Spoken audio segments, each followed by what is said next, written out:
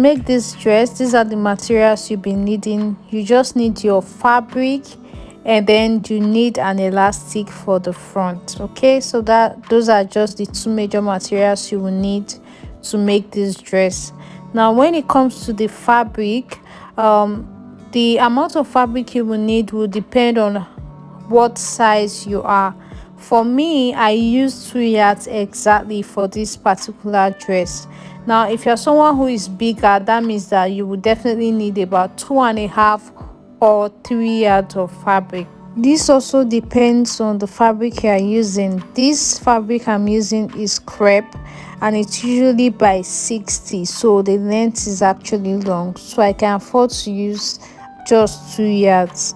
So now the first thing I'm going to go ahead and do is to turn the wrong side of this fabric, and I'm going to fold it first into two. So after folding it into two like this on this end, I'm going to go ahead and fold it again. This time it becomes a fold into four. So you're going to fold your fabric into four, and make sure that the longer length is where you're going to be using as the length of your fabric. Like I said, this fabric is by 60, so the longer length is going to be for the length of this dress, and the other part will be for the body. So I'm going to be taking this part as the side, and then this other part is going to be the middle. So first thing I'm going to do is to cut about 2 inches away from the upper part here. This is what I'm going to be using later to serve as my rope. Now this doesn't affect the length of my gown, because the full length I actually need is 58, and remember I told you guys that this whole length here is 60 inches. So now the next thing I want you to do is to go ahead and draw out the neckline from this upper part here. So for the neck width, I am going to go in from the center by 2.5 inches, so that by the time I'm done stitching everything, it falls into 3 inches. So I'll go in by 2.5 inches here. Remember that the front and back are together here, so I'll be drawing out the both necklines at once. Now from the top, I'm going to come down by 6 inches for my neck depth in front. So I'm just connecting the 2 points with a V to give me the neckline for the front. Now for the back neckline, I'm going to come down from the top by 1.5 inch and make a point here. So I'll connect a round neckline to meet this new point, and it's also going to have the same width as the front neckline. So I'm going to go ahead and cut out the back neckline first. So I'll cut it out on both the front and the back piece. Next, I'm going to go ahead and just give this dress a little bit of a shoulder slope. If you don't want a shoulder slope, that's totally fine. You can decide to measure it, just come down by 1 inch, or you can just do it with your free hand if you can actually do that. So I just did it with my free hand. It's just a very little shoulder slope. So now I'm going to go ahead and open up this side as well all the way to the end. Remember, we folded it, and this is the side, so it needs to be open.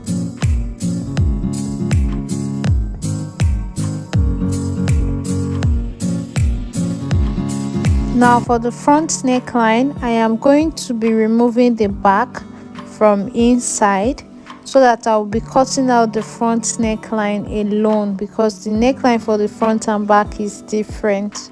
So I'll go ahead and cut out the V now.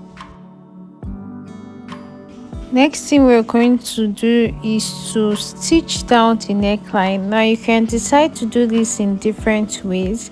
You can cut out a facing, or you can use a bias, but I just decided to fold the neckline because this fabric was quite like shaky and stretchy, and I didn't want to go through with that stress. So I'm just going to go ahead and stitch around the neckline all the way around to the other end for the front, And I will do the same thing for the back as well. Just fold the neckline and go ahead and stitch it down. So I folded the neckline like I said I was going to do, and this is what it looks like in front, and this is what the back looks like. Now I'm going to be placing the two pieces right sides facing each other. I'm going to be pinning them down on the shoulder areas so that we'll go ahead and stitch down the shoulders.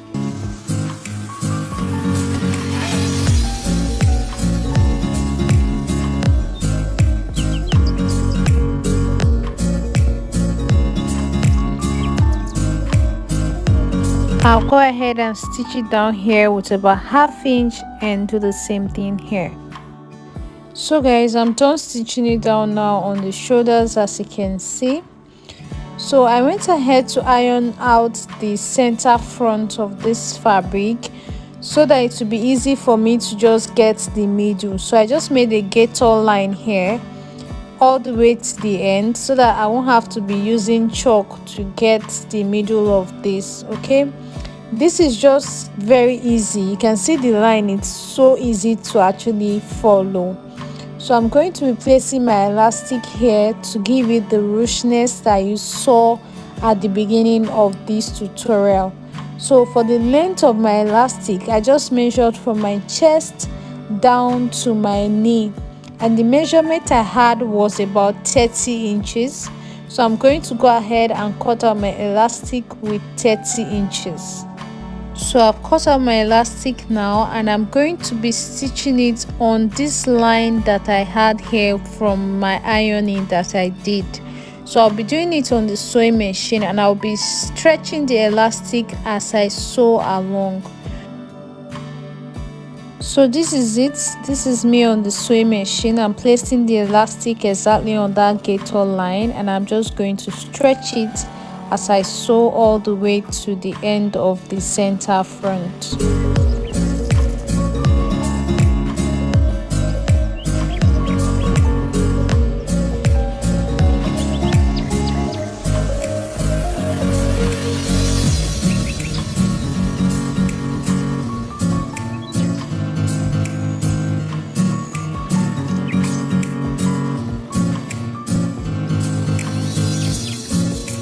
So this is what it looks like in front after I was done placing the elastic here. So you can see I made sure that my elastic did get to the exact end so that I'll be able to fold the ends up later. Okay, so just make sure to do the same thing. Let your elastic be about 1 inch shorter than the full length of the front.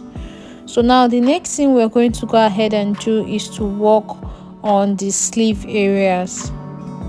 So now for the sleeve width, I am just going to go from the shoulder. I'm going to go down by 10 inches. This actually depends on how wide you want your sleeves to be. So for me, I just came down by 10 inches, and I'm going to mark it on both the front and the back. I'll be heading over to the sewing machine, and I'll just be folding this area. So on the ends, I'll fold it very lightly, and then I'll just continue to fold it all the way through to the other point where I marked down. So I'll just fold it, and when I get to the other point, I'll just slim it down into the end of the fabric like this. So I'll do this for the both sleeves. Now I'm done stitching it down. You can see what it looks like here. I've done the same thing for the other side as well. So this is what the sleeve is going to look like. Now the next thing I'm going to do is to just turn everything over to the wrong side so that we can go ahead and join it on the sides. It's going to be quite tricky now because we've already made the ruchness in the middle. So the fabric will kind of be hard, not necessarily hard to work with, but because of the ruchness it might just be a little bit stressful. But anyways, I'm going ahead to just arrange the sides of the front and the back together, pin it all the way to the end. I'll go ahead and stitch it down here by 1/2 inch, and also I would go ahead and finish up the ends when I'm done stitching down the sides. So I've made the stitch on the side and I've gone ahead to iron it out as well. This is what it looks like, and you can see I cut off the excesses on the ends and also went ahead to finish up the ends. This is the side and this is the end here. You can see it looks neat now. Okay, so now the next thing we're going to do, which is the last part, is for us to work on the tight effect that we have around the waistline in front. Now this is very simple. I've done something similar on the channel before. So I created these 2 ropes. I just folded my fabric into 2 to get this rope. Remember, I cut out 2 inches earlier, so this is what I used it to do.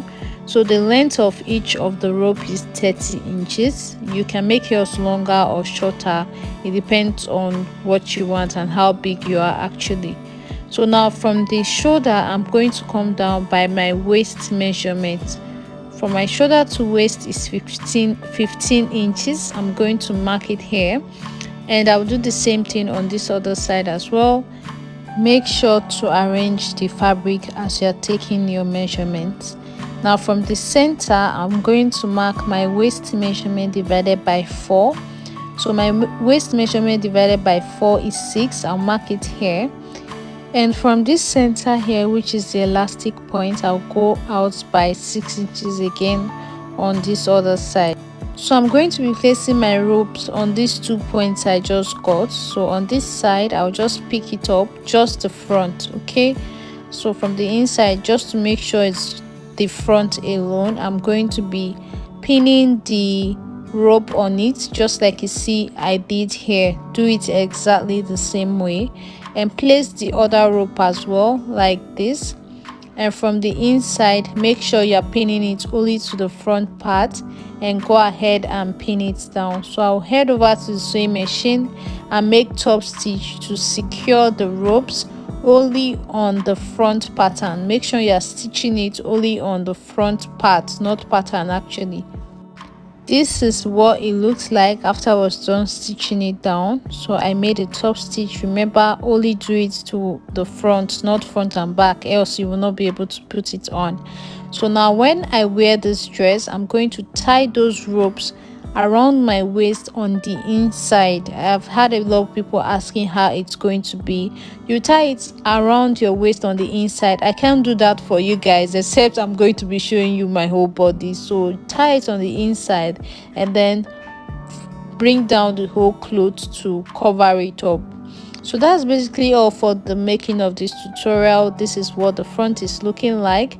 The waist tie is going to be on the inside. So thank you so much for watching.